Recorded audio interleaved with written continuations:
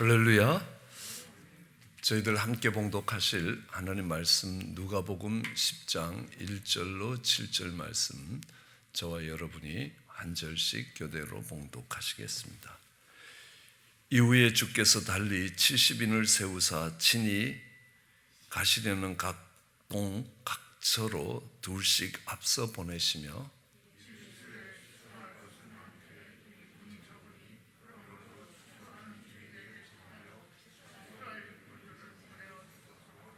갈지어다 내가 너희를 보냄이 어린 양을 이리 가운데 보낸가 같도다.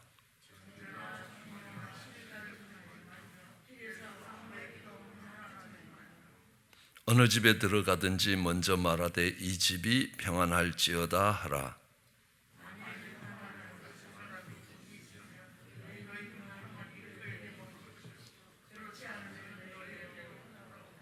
함께 봉독하시겠습니다. 그 집에 유하며 주는 것을 먹고 마시라. 일꾼이 그 삭을 얻는 것이 마땅하니라. 이 집에서 저 집으로 옮기지 말라. 아멘. 우리는 리더에 대해서 배워가고 있습니다. 리더는 앞서가는 사람이고 뒤에 따라오는 사람들에게 영향력을 발휘하여 그들의 삶이 변화되도록 따라올 수 있도록 주님께 가까이 나갈 수 있도록 만들어가는 사람들입니다. 또 리더는 윗사람으로서 책임을 지는 자리에, 의사결정을 하는 자리에 있고 아랫사람의 만족이 자기 만족인 사람입니다. 그러나 리더는 다르게 이야기하면 하나님이 부르신 사람, 불러내신 사람이라는 겁니다. 하나님이 부르실 때는 목적이 있다는 것을 알 수 있습니다. 근데 하나님이 부르실 때에 이제 그가 리더로 또 하나님의 목적을 위해서 쓰임 받는 것이 아니라 하나님은 그가 엄마의 뱃속에서 모태에서 조성될 때부터 또 태어나서부터 지금까지 자라오는 과정 속에 하나님이 기르셨다는 것입니다.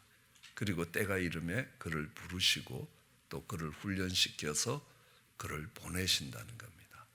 그래서 우리는 우리의 이 자라온 환경과 자라온 과정들을 살펴보면서 또 하나님이 어떤 모습으로 우리를 부르셨는가, 내 인생을 향한 하나님의 목적이 무엇인가라는 것들을 분명히 할 필요가 있다는 것입니다.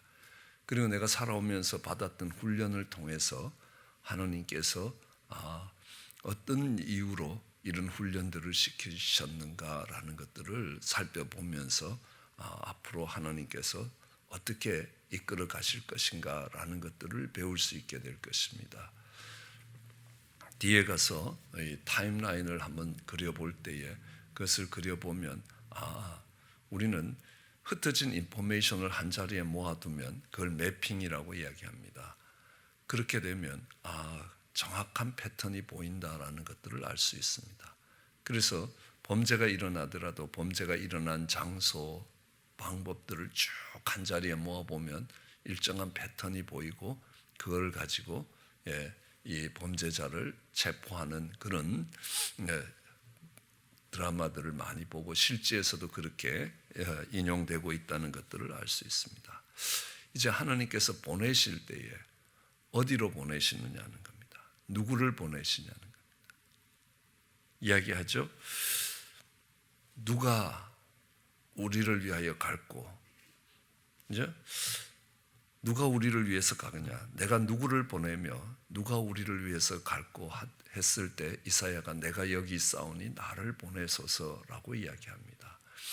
그러니까 하나님이 보내실 때 누구를 보내시고 또 보내신다면 어디로 보내시고 어떤 목적을 위해서 그렇게 하고 계시는가라는 것들을 우리는 생각해 봐야 합니다.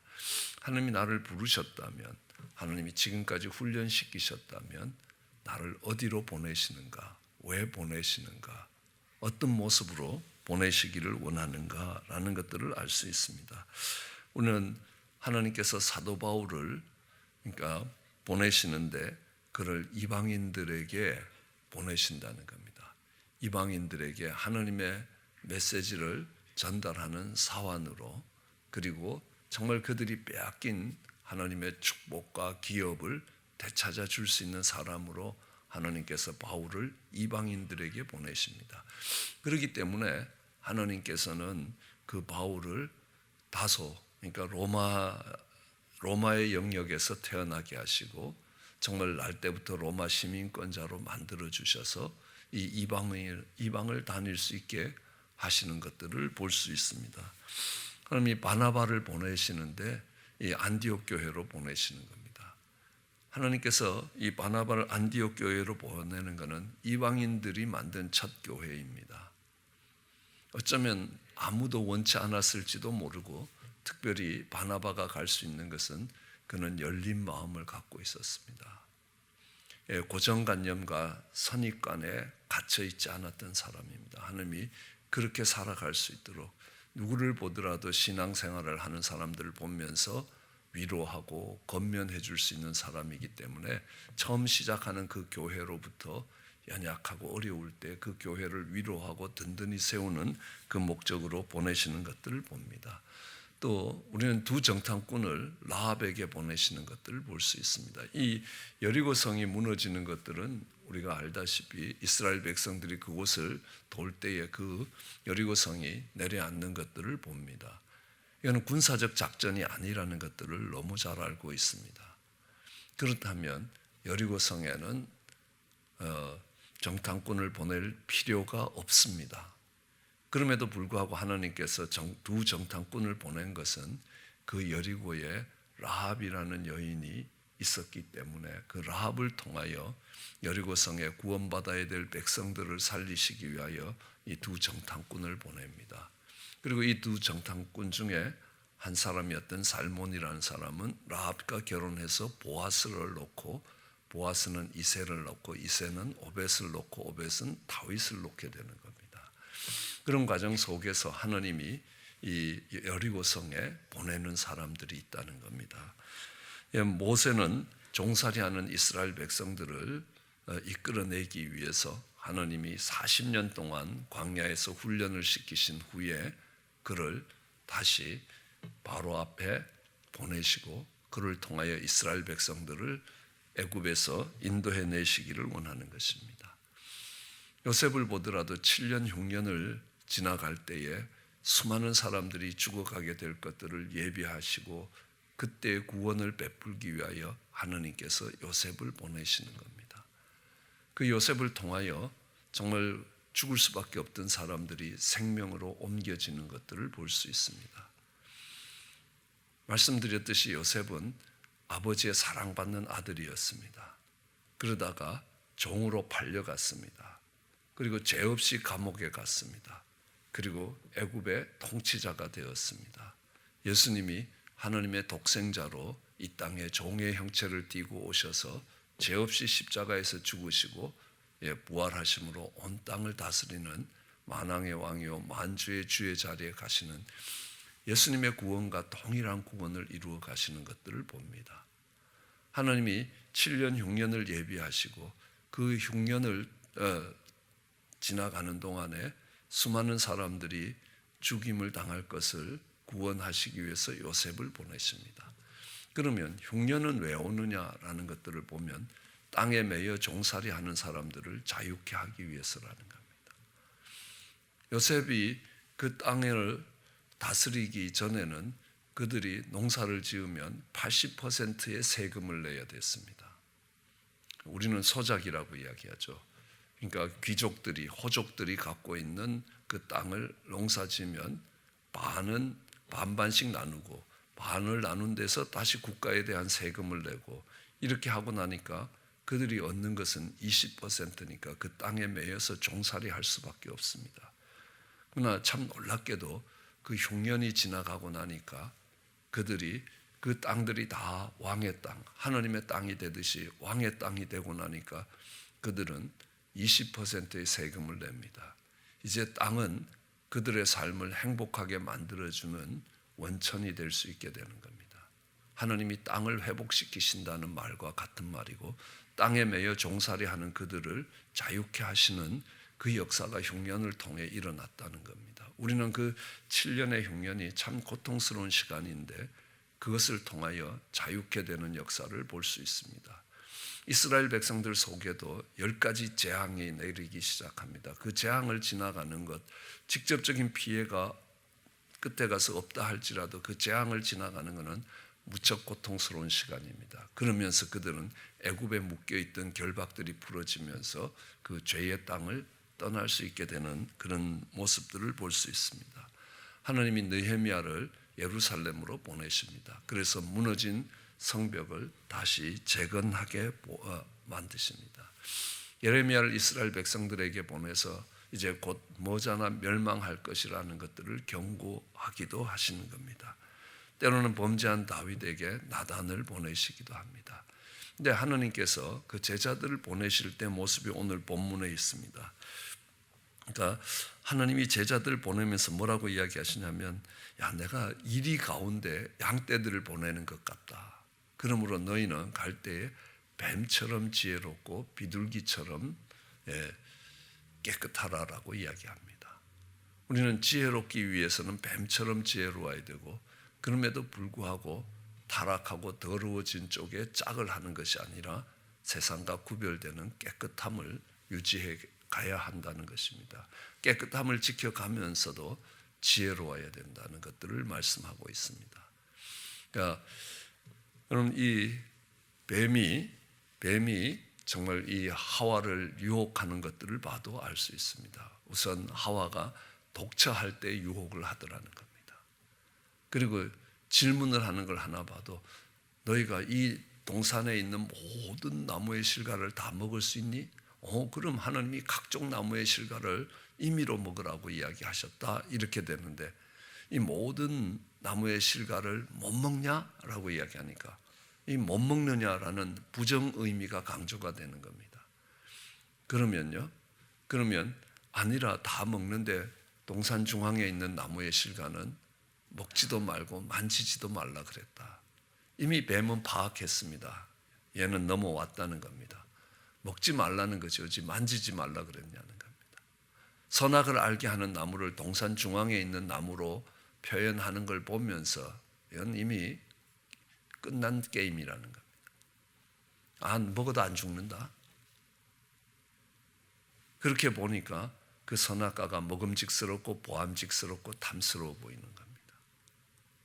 그 과정 속에 뱀이 움직이는 그 교활함이라는 겁니다. 전혀 아닌 것처럼요. 그런데 그 속에 칼날과 비수가 숨어 있는 것들을 볼 수 있습니다. 단어 하나 선택하는 것과 그것이 표현되는 어순 하나에 그들의 아젠다들을, 그들이 하고자 하는 것들을 집어넣고 있는 뱀이라는 겁니다. 그래서 우리는 들을 때에 그것들을 잘 정리해야 되는 것들을 알 수 있습니다. 선교를 갔다 온 어느 집사님이 이야기합니다. 와, 그 선교제 갔더니만 그 선교사님 참, 제가 누구를 만났는데 저도 알고 그 집사님도 아는 선교사입니다. 너무 고생을 하시더라고요. 그렇지, 고생을 하면 정말 어떻게든 도와야 될 거 아니냐는 겁니다. 근데 그 다음 말이, 왜 그 선교단체는 그 선교사님을 그렇게 관리하는지 모르겠다는 겁니다. 그러면요, 이 선교단체를 향한 원망과 불평을 키워내는 작업을 하는 겁니다. 그 선교사가 어렵기 때문에 그 선교사를 돕겠다는 의지가 아닙니다. 내가 보니까 그 선교사님 너무 힘든데 목사님, 제가 한 달에 100불이라도 지원을 할 테니까 교회가 좀 함께 해주시면 좋겠다고. 그러면 얼마든지 기도하고 같이 그 일들을 이루어 갈 수 있습니다. 그러나 목적이 거기에 있지 않다는 겁니다. 이것을 파악해 가는 것들이 필요하다는 겁니다. 특별히 복음을 전할 때 이 사람들의 묶임이 어디에 있는지, 어디에서 이게 막혀 있는지, 이것들을 바라보는 것은 뱀처럼 지혜로워야 한다는 것입니다. 그래서 근데 보낼 때 주님이 둘씩 짝을 지어 보내고 계시다라는 것들을 볼 수 있습니다. 마태복음에 보더라도요, 거기는 12제자를 파송할 때도 둘씩 짝을 지어서 팀으로 보내시는 겁니다. 한 사람이 전도를 하면 한 사람이 뒤에서 기도하게 되는 겁니다. 저는 노방전도를 하시는 분들을 거의 정신병자로 취급했습니다. 한국에서 믿지 않을 때 전철 안에 와서 그냥 예수 믿으라고 이러는데 저 혼자 속으로 생각하기를 그러면 믿을 예수도 안 믿겠다 이런 생각을 했습니다. 그래서 얼마나 힘들었는지 모릅니다.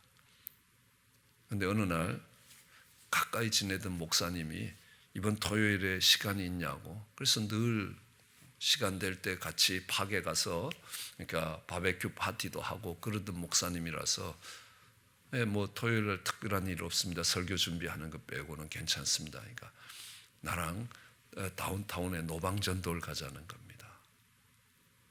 그래서 그때 가서 안 된다 그럴 수도 없고 그래서 따라갔습니다. 그래서 가서 옛날에 정신병자 취급하던 일을 이렇게 열심히 하고 있는 것들을 보면서 많이 웃었습니다. 그때 그랬더니 하나님이 꼭 이 자리에 세워주시는구나 라는 겁니다.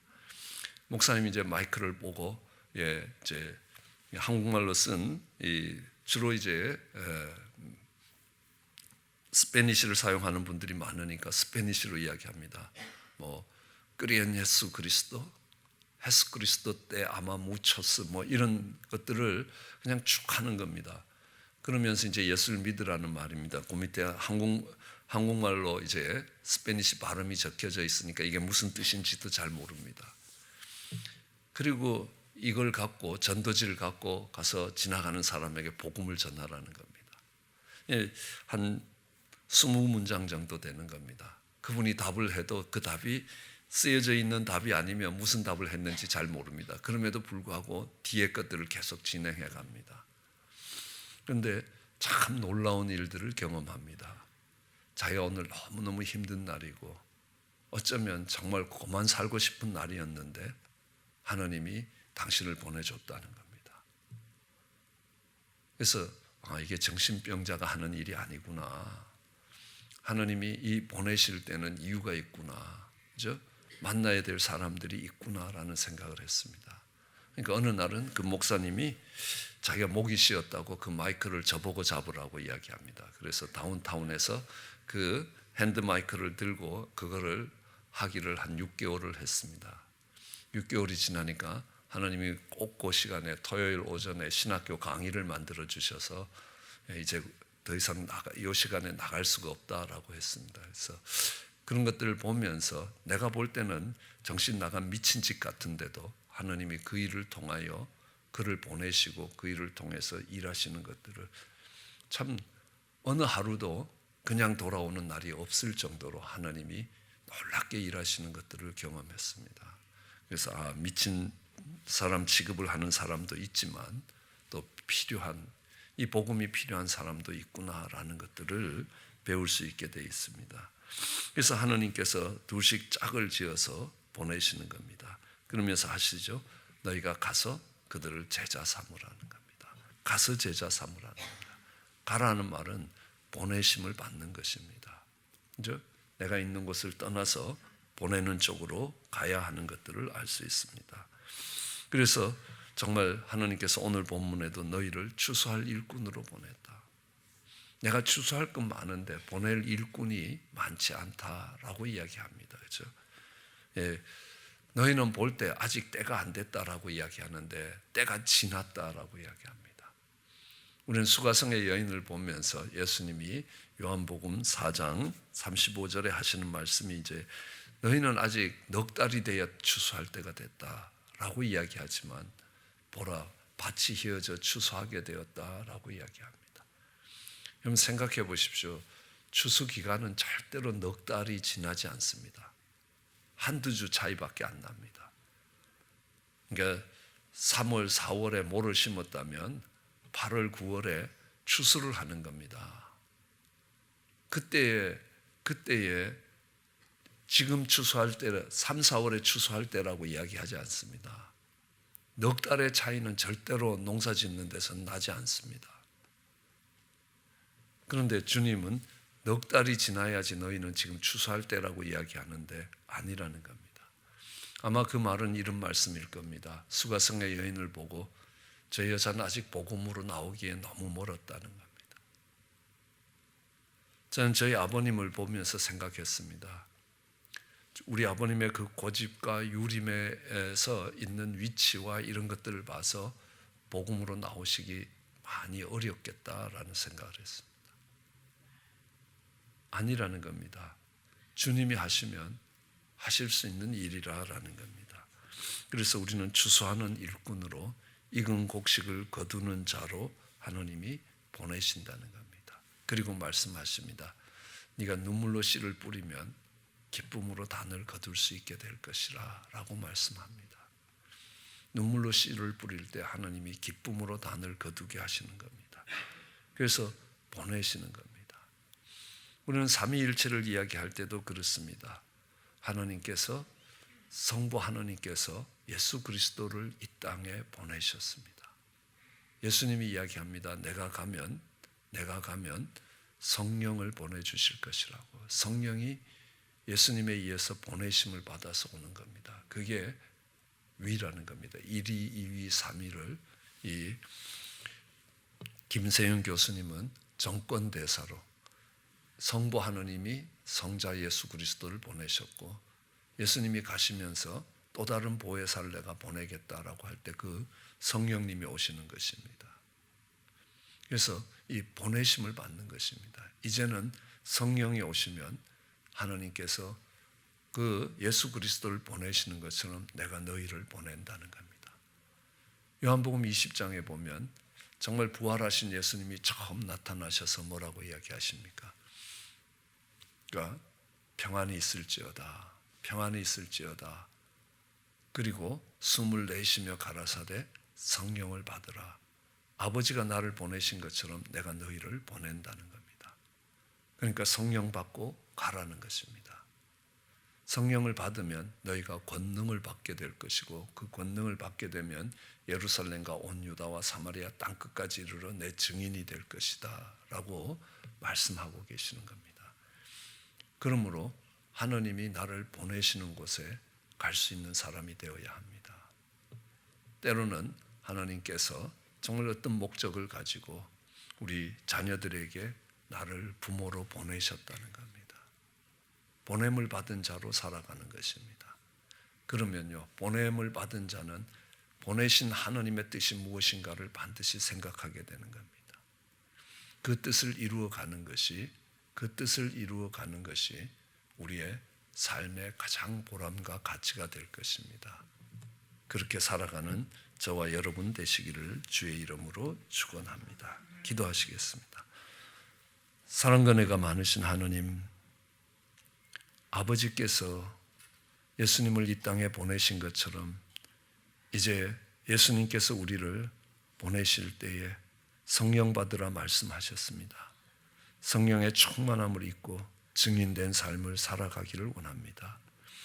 어떤 사람들 앞에서 내 삶을 통하여 우리의 입술을 통하여 하나님을 증거할 수 있는지 기억하게 하여 주시고 하나님이 보내신 자리에서 그 사명을 감당하는 저희들 되게 은혜를 더하여 주시기 간절히 소원합니다. 감사합니다. 예수님 이름으로 기도드렸습니다.